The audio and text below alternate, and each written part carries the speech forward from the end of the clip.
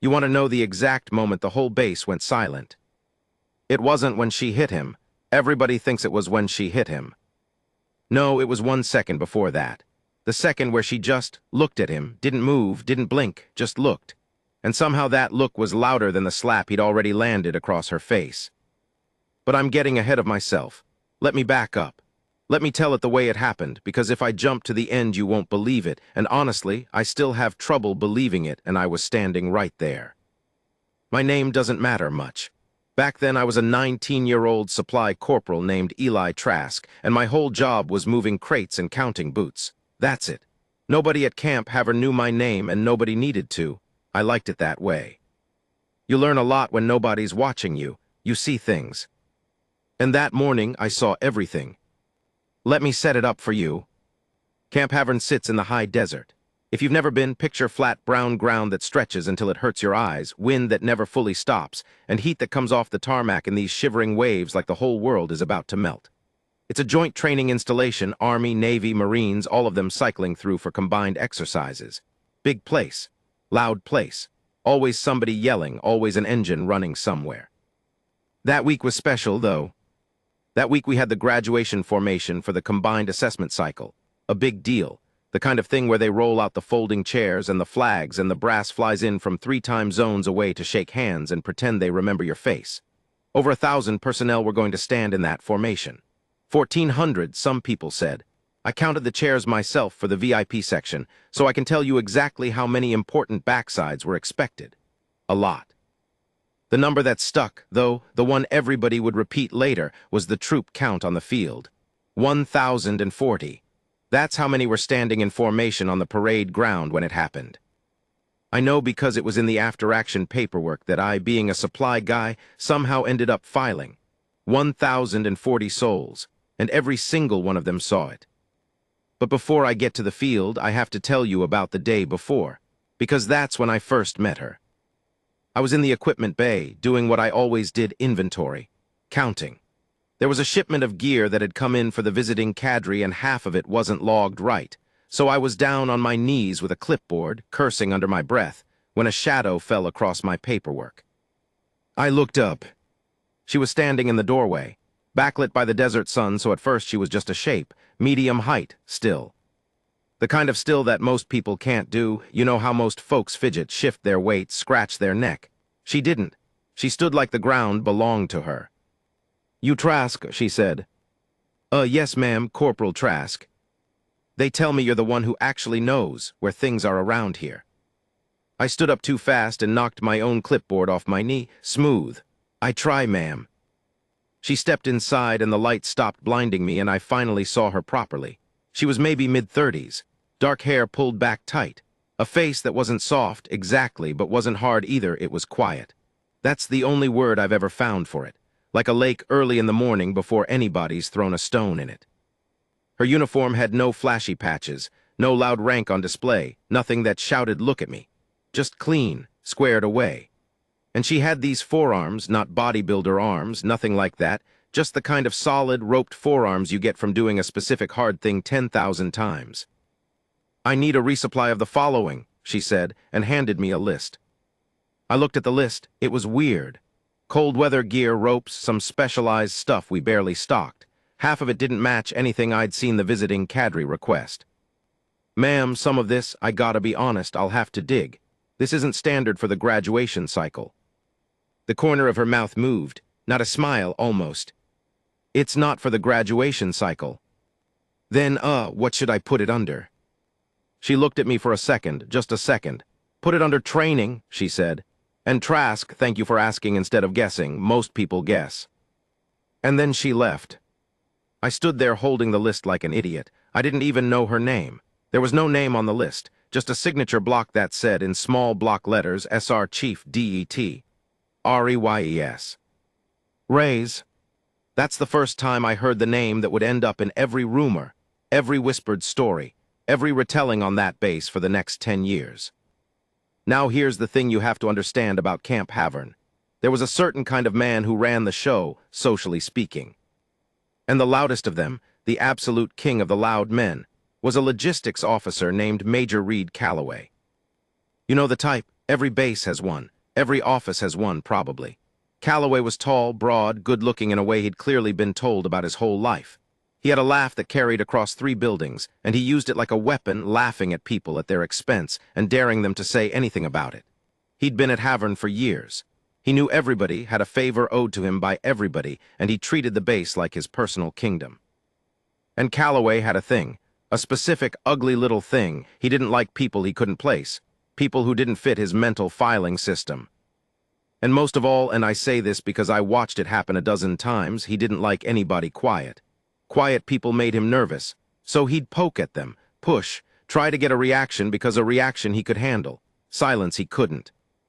You can probably see where this is going. I first saw the 2 of them in the same room in the chow hall that evening. I was grabbing a tray, keeping my head down like always, and I heard Calloway before I saw him, that big rolling laugh. He was holding court at a table full of junior officers who laughed whenever he laughed, because that's how you survived near Calloway. Senior Chief Reyes was 3 tables over, alone, eating slow, reading something. And Calloway noticed her. I watched his eyes land on her, and I watched something in his face, some instinct, sharpen up. She was exactly the kind of person he couldn't stand. Quiet, unbothered, not looking at him, not laughing at his jokes, not aware, apparently, that Major Reid Calloway existed at all. "Hey," he called out loud enough for the whole hall to hear. "Chief, yeah, you new around here." Reyes looked up from her reading. "Passing through," she said. 2 words, went back to reading. The junior officers at his table went quiet. They could feel it too, the wrongness of it. You don't turn back to your book when Calloway addresses you. That wasn't how things worked here. Calloway's smile got a little tighter. "Passing through," he repeated like it was the funniest thing he'd heard. "You hear that, boys?" "She's passing through." He stood up, sauntered over, put both hands flat on her table and leaned down into her space. "What detachment you with, Chief? I know everybody who cycles through my base." "My base," he actually said that. Reyes set her reading down, folded her hands, looked up at him with those quiet eyes. And here's the part I'll never forget, she wasn't scared. She wasn't even annoyed, really. She looked at him the way you'd look at weather, something happening that you can't control and don't need to. "You wouldn't know my detachment, Major," she said, calm as still water. "Try me." "No," she said, and picked her reading back up. The whole chow hall held its breath. I swear to you I stopped chewing. Half the room did. Nobody talked to Calloway like that. Nobody. And this small, quiet woman had just told him no, flat, no drama, no fear, and gone back to her book like he was a fly she'd waved off. Calloway straightened up. His jaw worked. That easy charm cracked for just a second, and I saw what was underneath it, and what was underneath it was not charming at all. It was mean. Small and mean and used to getting its way. "Enjoy your stay, Chief," he said, and the way he said it was a threat. Then he laughed his big laugh again, for the benefit of the room, to show everybody he wasn't rattled, and walked out. But I saw him at the door. I was closest to it. And as he passed, the laugh dropped off his face like a mask coming off. And what was left was a man who had just been embarrassed in front of his own people, and who was going to make somebody pay for it. I remember thinking, oh no, whoever she is, she just made an enemy. I had no idea. None of us did. We all thought she was the one in danger. That night I couldn't sleep. I kept thinking about the list she'd given me. Cold weather gear, ropes, specialized stuff. It didn't add up. Passing through, to where? For what? And why did a senior chief walk like the ground belonged to her and look at a man like Calloway like he was nothing but a change in the wind? I got up, went for a walk to clear my head, technically against the rules after hours, but nobody checked the supply corporal. The desert at night is a different world. Cold, so many stars it almost hurts, quiet in a way the day never is. And I heard it before I saw it. Out past the last row of equipment bays in the open training area there was a sound. A steady, rhythmic sound. Rope on metal, feet on gravel. Breath controlled, even the breath of somebody doing something extremely hard and refusing to let it show. I crept closer, stayed in the shadows. It was her. Senior Chief Reyes, alone in the dark, running a rope-end obstacle course she must have set up herself. The gear from my list, I realized. She was climbing, dropping, rolling, moving through it with a kind of controlled violence that I had never seen from a human being in my life. No wasted movement.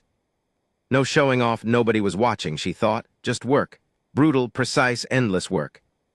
She'd climb to the top of the rope, drop, hit the ground, roll to her feet, and go again. And again. And again. Her breath fogged in the cold air. Her arms shook. I could see them shaking from 30 feet away, and she kept going anyway. And that's when I understood something about her. This wasn't a person who did hard things. This was a person who was hard things, all the way through, down to the bone.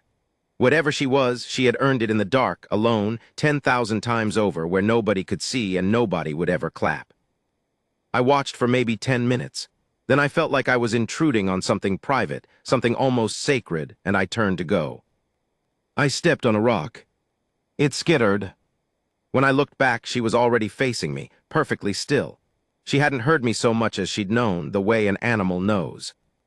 "Trask," she said, not a question. She recognized me even in the dark. I'm sorry, ma'am. I couldn't sleep. I didn't mean to." "It's fine." She wiped her forearm across her face, walked over. Up close in the starlight, she didn't look tired even though she had to be. "You should be sleeping, Corporal." "So should you, ma'am," respectfully. That almost smile again. "Can't, old habit. If I sleep through the quiet part of the night, I forget what it costs to earn the loud part of the day." She said it plainly, like it wasn't the strangest, saddest, truest thing I'd ever heard. I didn't know what to say. So I said the thing I was actually thinking. "That Major Calloway, he's not gonna let it go, what happened in the chow hall." Reyes looked out at the dark. "I know." "You're not worried." She was quiet for a long moment. Then she said something I've carried with me for the rest of my life. "Trask, I've stood in places where the worst thing that could happen to me was a whole lot worse than an angry man with a loud voice. Fear runs out. You use it all up out there in the dark, doing the hard thing over and over until there's none left." She looked at me. "By the time it counts, all that's left is the training, and the training never runs out." Then she picked up her rope, coiled it over her shoulder, and walked off into the night like she was made of the same stuff as the desert. I went back to my bunk. I still didn't sleep, but now it was for a different reason. Because I knew that Calloway was going to come at her, and I was starting to suspect he had absolutely no idea what he was walking into. The next morning was the graduation formation. The parade ground was already filling up at dawn. 1,040 personnel forming up in perfect blocks, boots crunching gravel, the flags snapping in that never-ending desert wind. The VIP chairs I'd counted were filling with brass. There was a stage, a podium, a sound system some poor private was fighting with. The energy was that specific formation energy, thousands of people all standing still, all a little bored, all waiting for the important part. I was off to the side with the support staff, close enough to see faces. I saw Reyes. She was standing at the edge of a formation block off to one side apart from the cadre like she wasn't quite part of any of it, just present, quiet as always, hands folded behind her back, eyes forward. And I saw Calloway. He was up near the front in his element, working the VIP area, shaking hands, laughing that laugh, being seen. And every so often I watched him do it, his eyes would flick over to Reyes, find her, narrow, then flick away. He hadn't let it go, just like I knew he wouldn't. The ceremony started, speeches. You know how those go, long and then longer. The sun climbed. The wind blew. People swayed on their feet the way you do when you've been standing too long. And then during a lull, while some colonel was droning on about honor and legacy, I saw Calloway leave the VIP area. He walked slow and casual, hands clasped behind his back, along the edge of the formation, playing the role of the important man doing an important stroll. But I could see where he was heading. I could see it from 30 yards away, and my stomach dropped straight through the ground. He was walking toward Reyes. Let me tell you something about how a whole field goes wrong. It doesn't happen all at once. It happens the way a crack moves through glass, slow, then all at once. And by the time you hear the sound, it's already broken. Calloway was walking toward her. And here's the thing that made my skin crawl. Nobody else noticed. Why would they? To anybody watching, it was just a major taking a casual stroll along the edge of a formation during a boring speech. Officers wander during ceremonies. It's normal. The colonel up on the stage kept droning on about honor and sacrifice and the proud tradition of blah, blah, blah, and 1,100 people kept their eyes forward and swayed on their tired feet, and not one of them saw the crack starting to move through the glass. But I saw it, because I'd been watching him all morning, And I knew, the way you know a storm is coming from the color of the sky, that this man had spent all night stewing on 2 words in a chow hall. No. And passing through. And he decided that today, in front of everybody, he was going to put this quiet woman back in the box where he thought she belonged. He reached her. I was too far to hear the first thing he said, but I could read the shape of it. He leaned in, that same move he'd pulled at the table, getting into her space using his size. He said something low. Reyes didn't turn her head, kept her eyes forward, hands folded behind her back, standing at that easy parade rest like he wasn't even there. That, I would learn later, was the exact wrong thing to do to Reid Calloway, being ignored. It was the one thing he could not survive.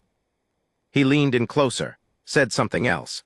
And this time I caught the tail end of it on the wind because his voice rose, that public voice, the one he used when he wanted an audience even when he pretended he didn't. Asked you a question, Chief. The word chief came out like an insult, like he was reminding her of a ceiling he thought she had. Reyes turned her head, slowly, and she looked at him with that flat, quiet, weather-watching calm, and she said something short. I couldn't hear it, but whatever it was, it landed because I saw his whole face change.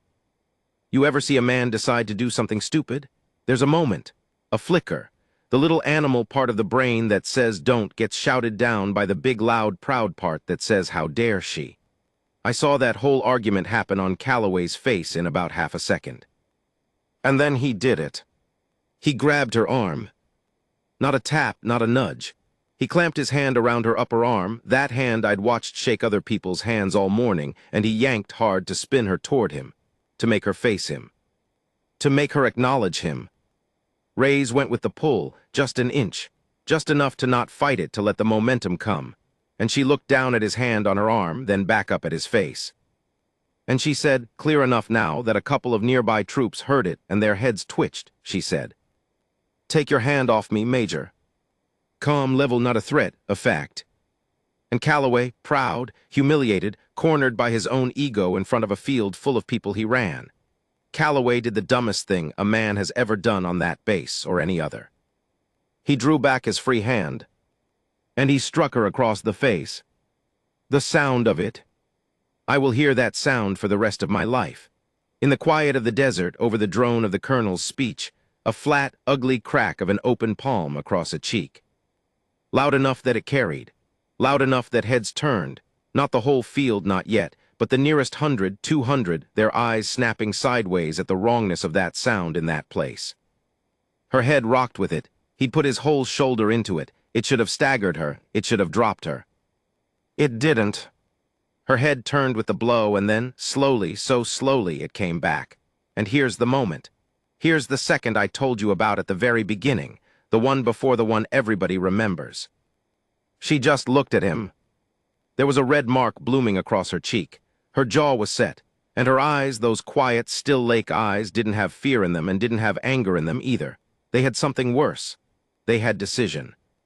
The calm, total, absolute calm of a person who has just been given permission. Because that's what he'd done, wasn't it? He'd struck first in front of 1,000 witnesses. He'd made it simple. He'd taken the whole thing, all the rank, all the politics, all the my base, and he'd reduced it down to one clean fact. A man had put his hands on her. And in the world she'd trained in the dark, 10,000 times over, there was only one answer to that. She said it quiet, almost gentle, almost sad.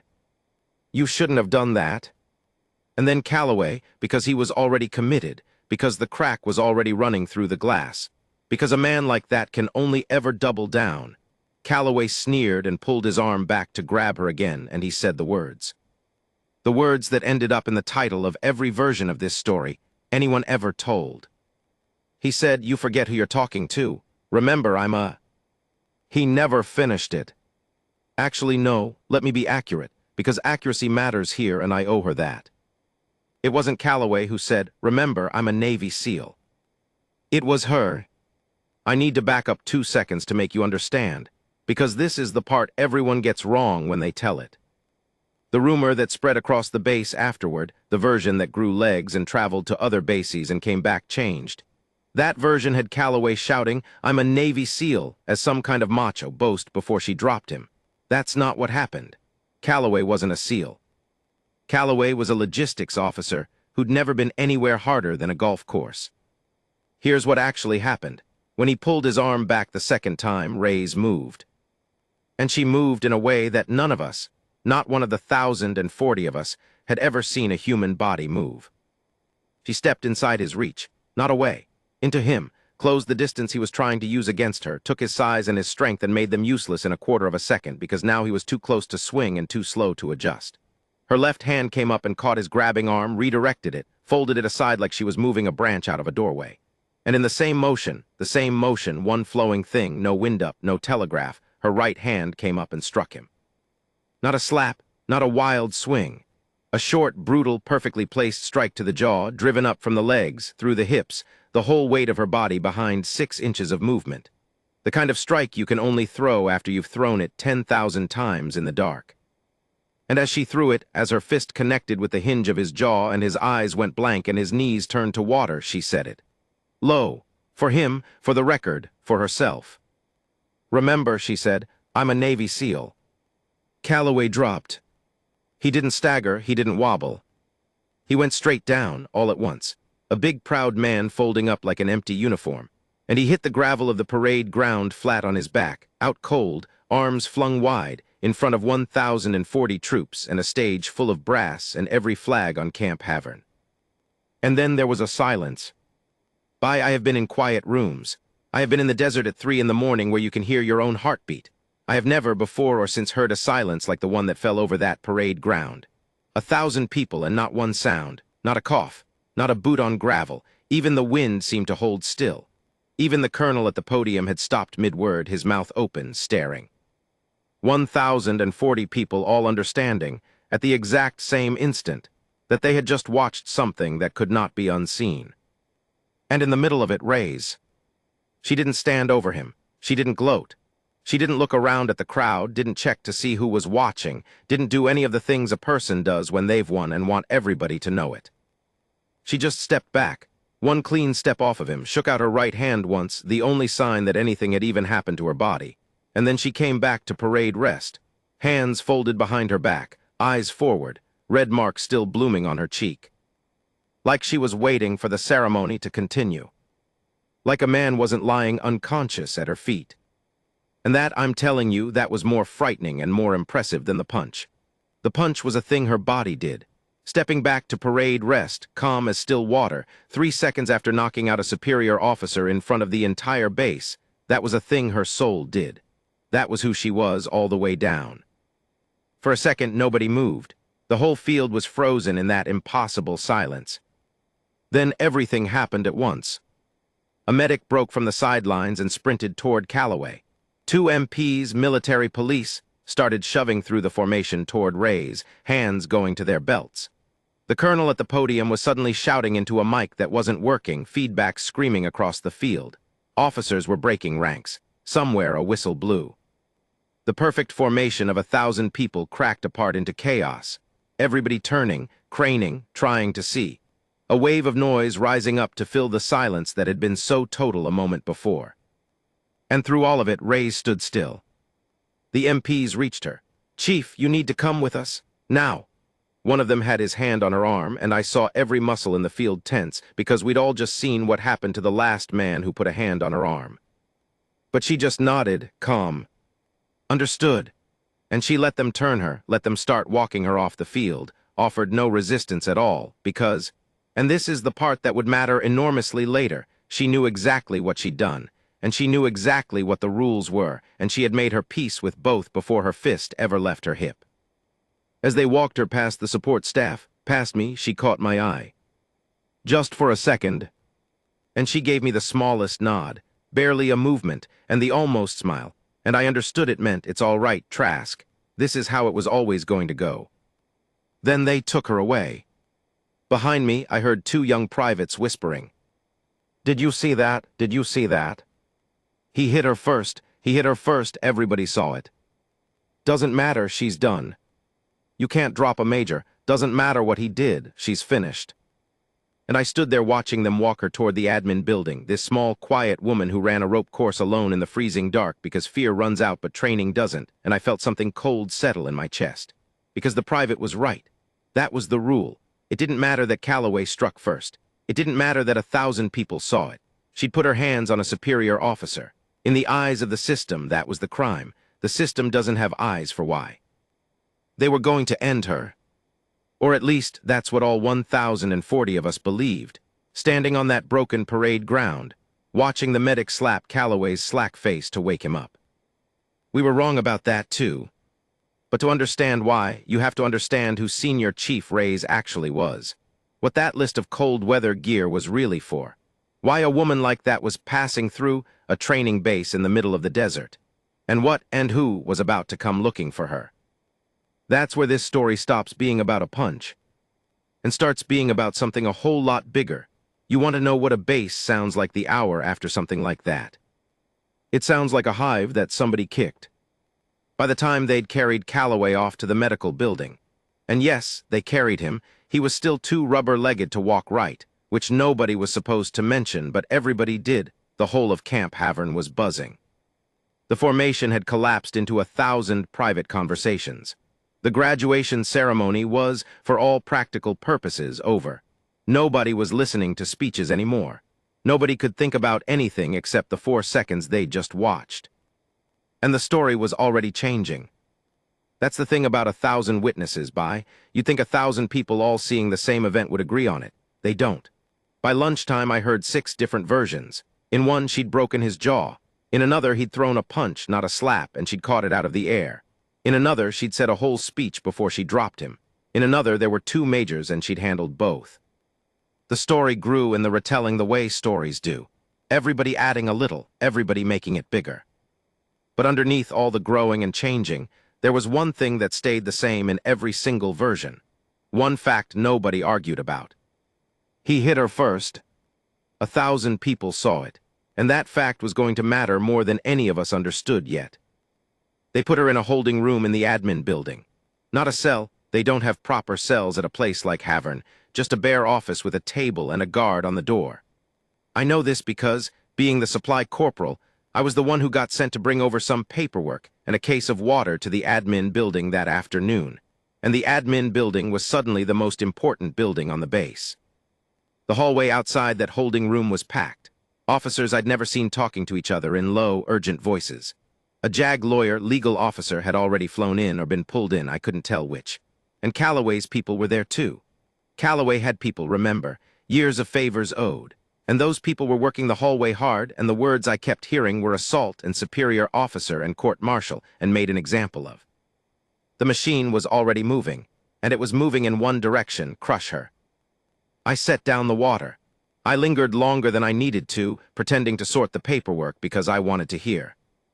And I heard a full-bird colonel, the same one who'd been at the podium, say to the JAG officer, low and hard. I don't care what the circumstances were, you cannot have enlisted personnel putting hands on officers. If we let this stand, we lose the whole order of the place. She goes down, hard, today. And the JAG officer, younger, careful, said, Sir, there's the matter of the initial assault. There are 1,000 witnesses that he struck her first. That complicates. It complicates nothing, the colonel snapped. He'll face his own review for that, separately, but she doesn't get to answer an assault with a knockout. That's not self-defense, that's a statement. And I will not have statements made on my parade ground. And that was that. The most powerful man in the building had decided.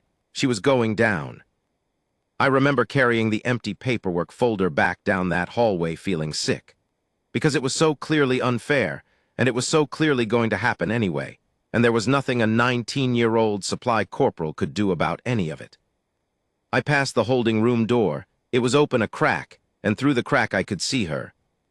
Reyes was sitting at the bare table, perfectly composed, hands folded.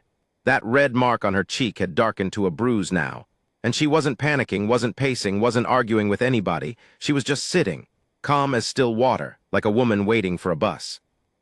She caught me looking, and she gave me the nod again. It's all right, Trask. I didn't believe her, but she seemed to believe it, and that was the thing that stuck with me, walking away. She wasn't worried. Everybody in that hallway was worried on her behalf or plotting against her, and the only calm person in the entire building was the one they were about to destroy. She knew something we didn't. Here's what none of us knew. That list, the cold weather gear, the ropes, the specialized equipment. Put it under training, she'd told me. It wasn't for any training cycle at Halvern. Senior Chief Reyes wasn't stationed at Camp Halvern. She wasn't cadre. She wasn't visiting brass. She was, exactly as she'd said, passing through staging. Halvern was a waypoint. She and a small detachment were prepositioning gear and acclimating before moving on to something that none of us had clearance to know about. Something cold and high and far away. The kind of assignment that doesn't have a name you're allowed to say out loud. Reyes was operational, active, the genuine article. One of a very, very small number of people in the entire military who had earned, in blood and cold and 10,000 repetitions in the dark, the right to say the words she'd said with her fist against Calloway's jaw. She'd said them quiet, for the record, almost to herself. I'm a Navy SEAL, not as a boast, as a fact. As the last piece of information a man like Calloway needed, and had never bothered to find out before he put his hands on her. He'd picked a fight based on what he could see. A quiet woman, no loud rank, no flashy patches, passing through his kingdom. He'd filed her under nobody and acted accordingly. He had no idea he'd grabbed the arm of one of the most dangerous and decorated operators on the entire base. And here's the part that turned the whole thing around. Here's the part the colonel in the hallway didn't know yet, the part that was about to come down that hallway like weather. When you're active on an assignment like the one Reyes was staging for, you don't travel alone, and you don't travel unwatched. Somebody, somewhere up a chain that did not run through Camp Halvern or its colonel or its favor-trading majors, was responsible for her, was expecting her, was tracking her movement to a schedule that mattered a great deal to people far above a desert training base. And that somebody had just gotten a phone call that one of their operators had been detained at a waypoint for knocking out a logistics major, who assaulted her at a graduation ceremony in front of 1,000 troops. I was back in my equipment bay, trying to lose myself in inventory because counting boots was the only thing that made the sick feeling go away, when I heard the aircraft.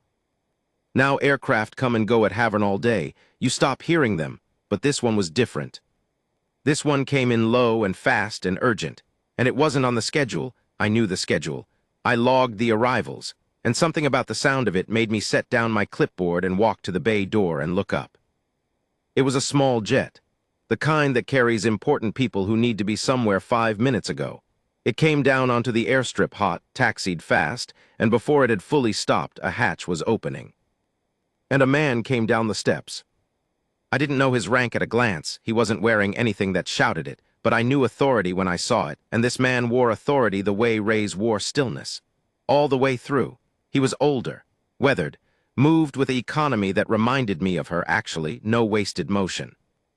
He had 2 others with him, quiet and hard-eyed, and the 3 of them came off that airstrip and started walking toward the admin building at a pace that made everybody in their path get out of the way without being asked. I abandoned my inventory. I'm not proud of it, but I did. I followed at a distance. I had to see. By the time I got back to the admin building, the hallway had changed completely. The colonel was there, the JAG officer, Calloway's people. But now they were all standing back against the walls, quiet, and the older man from the jet was standing in the middle of the hallway, reading a folder somebody had handed him, and the temperature in that hallway had dropped about 20 degrees. The colonel tried first, cleared his throat. Sir, I don't know what you've been told, but we have a serious breach of discipline here. Enlisted personnel struck a commissioned officer in front of the entire. The older man didn't look up from the folder. A commissioned officer struck her first, in front of the entire base. That's in here too. He turned a page. 1,000 witnesses, your own report says so. With respect, sir, the initial assault is a separate matter that will be. It's not separate. Now he looked up, and his voice didn't get louder, it got quieter, which was so much worse. It's the whole thing, Colonel. A man laid hands on and struck a service member at a formal ceremony, unprovoked, in front of 1,000 people. That service member defended herself, ceased immediately, offered no further violence, and submitted to your MPs without resistance. And you've spent the last 4 hours trying to figure out how to hang her. He closed the folder. Would you like to know what that tells me about how things are run at this base? The colonel opened his mouth. Nothing came out. The older man handed the folder back. Where is she? Somebody pointed at the holding room door. He walked to it. The guard stepped aside so fast he nearly tripped. The man opened the door, and I had a clear line of sight from down the hall, and I saw Reyes look up. And for the first time in the entire ordeal, the first time since Calloway's palm cracked across her face on the parade ground, I saw something move across her face that wasn't calm. She stood fast, and she came to attention, sharp. And whatever this man was to her, it was clear in the way she straightened that he was hers, her chain, her people, the somebody who was responsible for her, come all this way, hot and fast and unscheduled, the moment he heard. He looked at the bruise on her cheek for a long moment, his jaw tightened. "Senior Chief," he said. "Sir, you all right?" "Yes, sir. You do exactly what I think you did, exactly the way I think you did it." A pause, then the almost smile. "He struck first, sir. I ended it, one strike. Then I stood down and complied." The older man nodded slowly, and then he said something that carried down the hall to every officer pressed against those walls, every one of Calloway's people, the colonel, the JAG officer, all of them. "Good," he said. "That's exactly right. That's the training." And I swear I saw the colonel's face go white, because in 3 words the older man had just made it official. She hadn't broken discipline. She had demonstrated it. The restraint of throwing one strike and stopping. The discipline of standing down and complying. In the world these two came from, that wasn't a crime. That was textbook. He turned to face the hallway. "This detainment is over," he said, "as of now. Senior Chief Reyes is on assigned status under my authority, and she leaves with me within the hour. Any disciplinary matter regarding her conduct routes through my command, not this base, not this colonel, not anyone in this hallway." He let that sit. Then, colder. "The matter of Major Calloway's unprovoked assault on a service member, however, stays right here. With you, Colonel, with 1,000 witnesses, and I will be following up personally to make sure it's handled with the seriousness it deserves. Am I understood?" The colonel, the man who 4 hours ago had said she goes down hard today, swallowed and said, "Understood, sir." And that was it. That fast, the whole machine that had been grinding toward crushing her just stopped and reversed and turned to point at the man who'd started it all. I should have left. I had absolutely no business being in that hallway, but I couldn't move and nobody was looking at the supply corporal anyway. So I was still there when they brought her out. Reyes walked out of that holding room with the older man beside her, and the hallway of officers parted for them without a word. She was calm again. That brief flash of hers had been folded away, and she was back to still water. But as she passed, she was scanning faces, and she found mine. And she stopped. Right there in the middle of that hallway, full of colonels and lawyers and Calloway's stunned people. This operator, who a man had just flown across who knows how many miles to personally extract, stopped in front of a 19-year-old supply corporal. "Trask," she said. "Ma'am, you asked me last night if I was worried." That almost smile. "You remember what I said." "I did every word. You said fear runs out, and the training never does." She nodded. "Something happened out there today that had nothing to do with courage, Corporal. Any fool can be brave. What matters," and she glanced, just barely, back toward the medical building where Calloway was, "is what you do after. He hit me and lost control. I hit him and kept it. That's the whole difference. That's the only thing that's ever mattered." She looked at me steady. "You keep asking instead of guessing. You'll go further than any of these people in this hallway. Understand?" I couldn't even answer. I just nodded. And she gave me one last nod back. And then she walked out of the admin building and out of Camp Halvern with the older man from the jet. And within the hour, the small aircraft went back up into the sky, hot and fast, and took her off to wherever the cold weather gear and the ropes had really been for. I never saw her again. But I wasn't done with the story, because the story didn't end when she left. In some ways, that's when it really started, because there was still the small matter of 1,040 witnesses, and a major who'd struck first. And a base full of people who had just watched, with their own eyes, exactly what happens when a loud man puts his hands on a quiet woman who has nothing left to be afraid of. And Camp Halvern was never, ever going to be the same. The jet was gone by 2 in the afternoon. I remember standing at the equipment bay door and watching it climb into that hard blue desert sky until it was a speck, and then not even a speck, and thinking, she's up there right now, and down here we've got to figure out what to do with what she left behind. Because she'd left a lot behind, not gear, something bigger.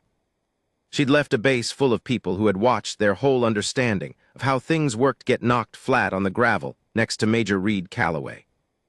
Let me tell you about Calloway. Because you're probably wondering. He woke up, obviously, in the medical building. And the first thing that big proud man did when he came to, I heard this from a medic who was there, and he swore it was true, the first thing Calloway did was ask who'd seen it. Who saw? Not am I okay? Not what happened.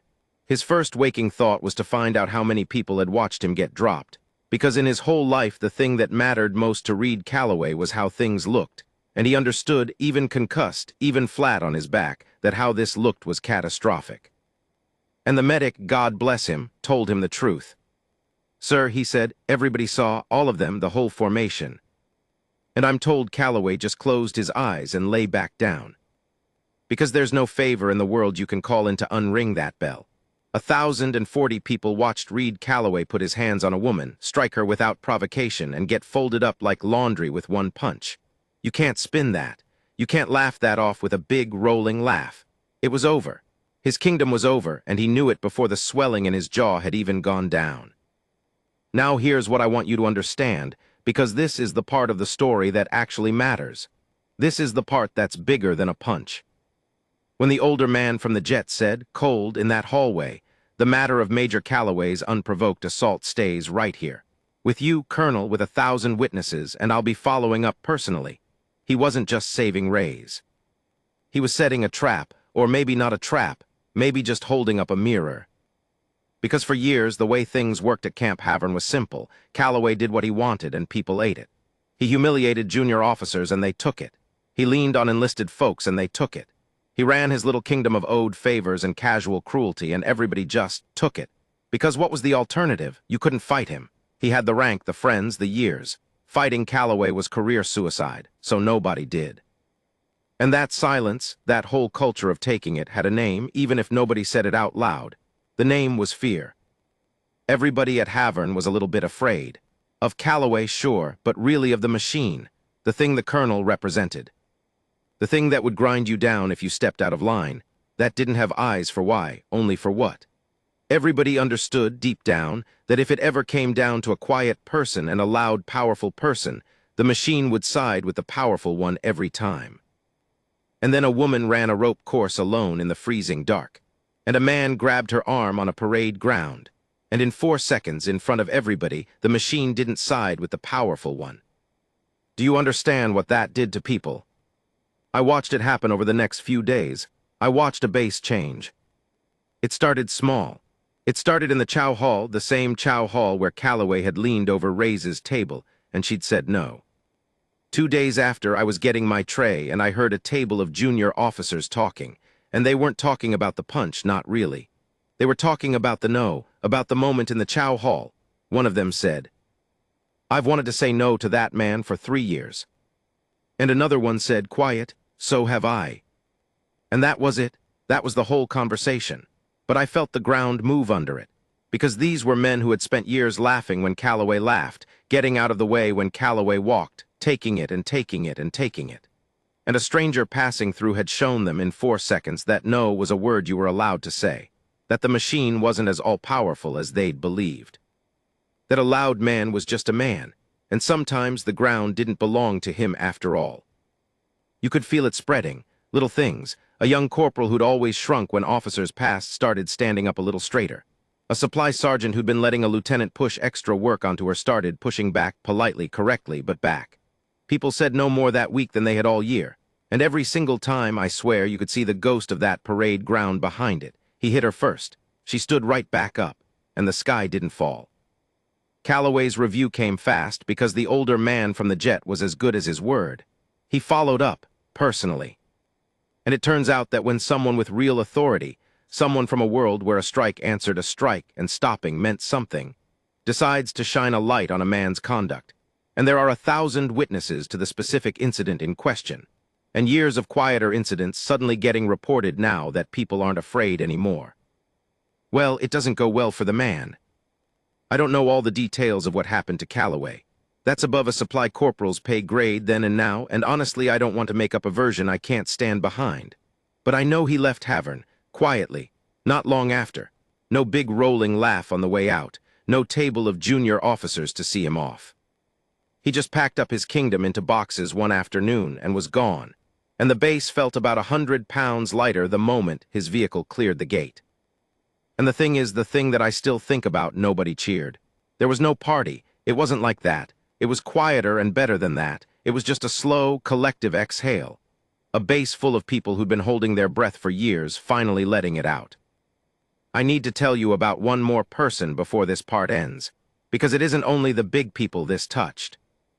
There was a private, younger than me even, a skinny, scared kid named Doyle who worked in the motor pool and got picked on by everybody because he was small, and he stuttered, and he flinched when men raised their voices. He'd been having a hard time, the kind of hard time where you start to wonder if you belong anywhere. I'd see him at the edges of things, keeping his head down, taking it, the way you take it when you've decided you're nobody. A few days after the parade ground, I found Doyle in the equipment bay. He'd come to return some gear, and he was just standing there, holding it, staring at nothing. "You all right?" I asked him. And he looked at me and he said, "I'll never forget this," he said. "Corporal, were you there, on the field?" "I was there." "Is it true she just stood there, after he hit her, before she did anything?" "It's true, she just looked at him." And Doyle nodded slowly, like he was filing something away, something important. And then he said in that stutter he had, "My whole life people have hit me first, and I always thought that meant I lost, like getting hit was the end of it."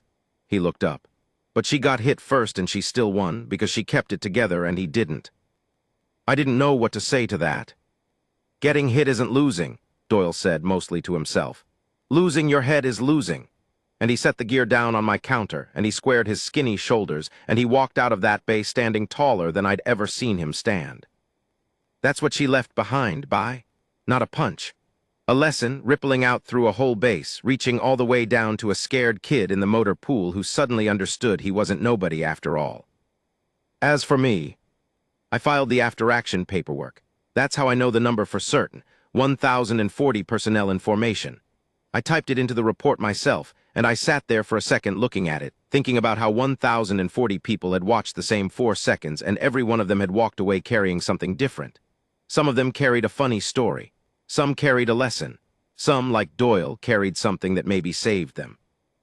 And I carried her voice. You keep asking instead of guessing. You'll go further than any of these people. I kept that. I built a whole life on that, honestly. But that's the last part of the story, and I'm not there yet. Because there's one more thing I have to tell you. Something that happened years later. Something that finally told me the truth about who Senior Chief Reyes really was, and what that day really cost her, and what she carried out of Camp Halvern that none of the rest of us could see. And it changes everything about how you should hear this story. 11 years.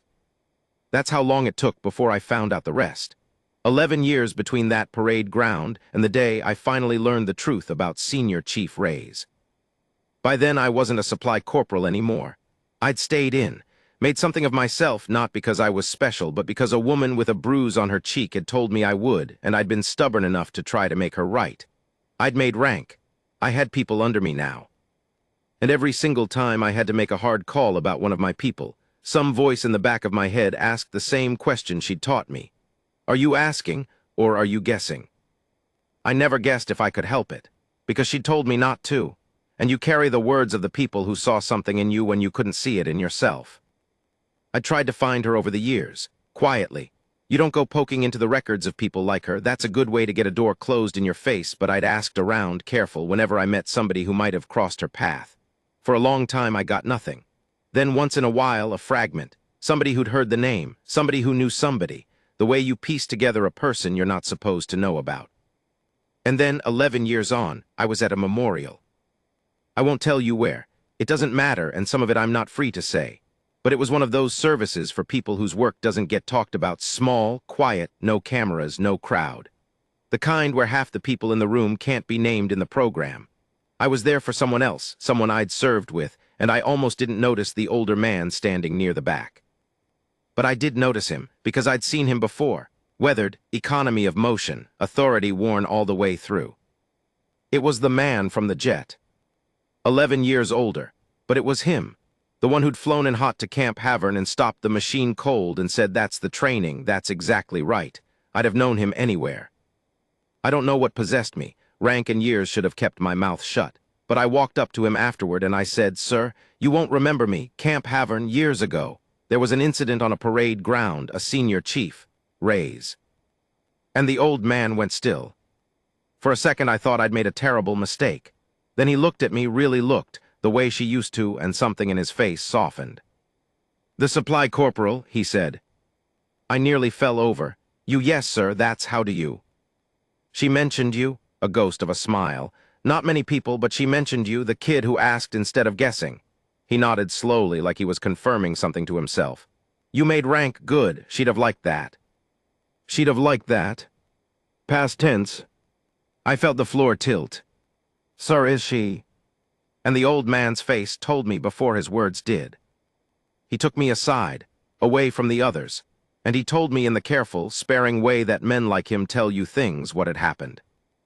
Reyes was gone, had been for some years. She died the way people in her world sometimes die on an assignment doing the hard thing far from anywhere in the cold. He didn't give me details and I didn't ask. Some details aren't yours to have. But he told me she died the way she lived, in control, doing her job, getting her people out. That last part he was clear about, she got her people out. And the way he said it, I understood it was the thing that mattered most. The thing she'd have wanted said about her if she got to choose one sentence for her whole life. She got her people out. I stood there in that quiet room and I felt something break open in my chest. Because I'd built 11 years on the memory of a living person, and now I had to hold her as a memory instead, and that's a different weight. Heavier, it presses different. And then the old man told me the thing that reframed everything. The thing I've carried ever since. The thing that changes how you should hear this whole story now that you're at the end of it. He said, "You want to know about that day at Halvern, the punch?" "Yes, sir, I've thought about it my whole life." He nodded, so did she. "I didn't understand, sir." "That day bothered her," he said. "For years it bothered her. I couldn't make sense of it. But sir, she was right, he struck her first. 1,000 people saw, she did everything correctly. You said it yourself in that hallway, you said that's the training." "It was the training." He was quiet for a moment. "But you're thinking about it like she won something. She didn't think about it that way at all." He looked out the window at the flat sky. "You have to understand what she carried, Corporal. People like her, they train their whole lives to do the most violent thing a human being can do. And the entire point of that training, the entire point is control. Anybody can hurt someone. A child can hurt someone. The hard part, the part that takes 10,000 repetitions in the dark, is being able to end something and then stop. Instantly. Completely. To have all that capacity and hold it on a leash." He turned back to me. "That day at Halvern, a stupid, cruel man forced her to take the leash off. In public, in front of 1,000 kids who were just starting out. And she hated that. She hated that he made her show it. Because the whole beauty of what she was is that she almost never had to." I stood very still. "She told me once," the old man went on, "that the punch wasn't the moment she was proud of.